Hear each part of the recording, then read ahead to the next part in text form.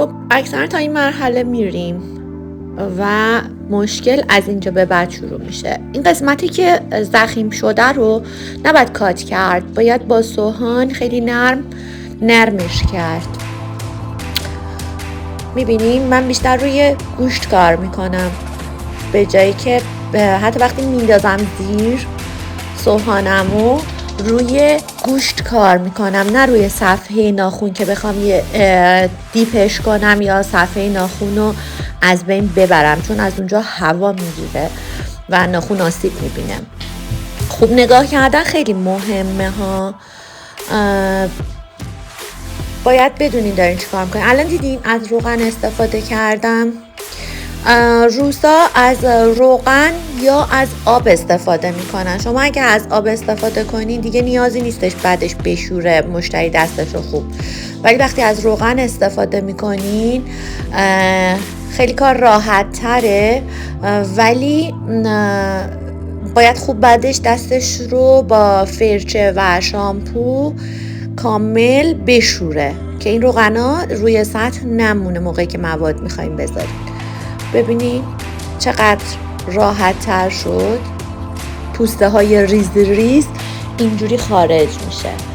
بعد سرعت دستگاه باید خیلی کم باشه بچه ها، فشار دست باید 0 باشه، ماساژی آروم آروم، حتی رو قسمت هایی که ناخون گوشتش خشکی داره کار میکنیم. قشنگ یه توپلی به همون میده، همون چیزی که همتون دنبالش هستیم. بچه ها ببینید وقتی که رو خشکی ها کار میکنین دست کلا خوشگل میشه. گوشت ناخون خیلی مهمه که قشنگ و زیبا باشه. موقعی که کارتون رو تموم میکنین اون تغییر احساس بشه. خب با تمیز کردن پد و کلینزر داریم قشنگ میندازم اون زیرش رو کامل تمیز میکنم. هرچی میخواین کارتون تمیزتر باشه باید توی مراحل کارتون تمیزی رو قرار بدین. با گوشت دست رو میکشم عقب با انگشتم، قشنگ اون زیر رو چک میکنم. یه کوچولو اینجا یه دونه پوسته ریز میبینم، خیلی راحت برش میدارم و تمیزش میکنم. به خصوص این گوشه ها احتمالش هست که پوسته‌ای بمونه که خوب نشه اون رو ریموو کرد. خوب نگاش کنید.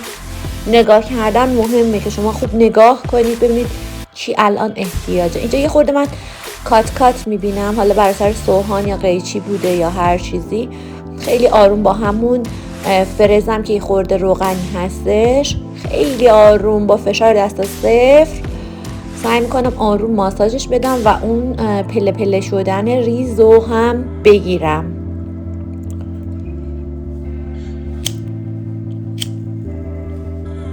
بچه پد و کلینزر خیلی مهمه که کارتون تمیز بشه. قشنگ تمیزش کنید. هیچ وقت از دستتون استفاده نکنید که براده ها رو بردارید. حتما از فرچه استفاده بکنید. هیچ ناخونکار حرفه‌ای این کار رو نمی‌کنه که با دستش کسی بیاره بزنه عقب.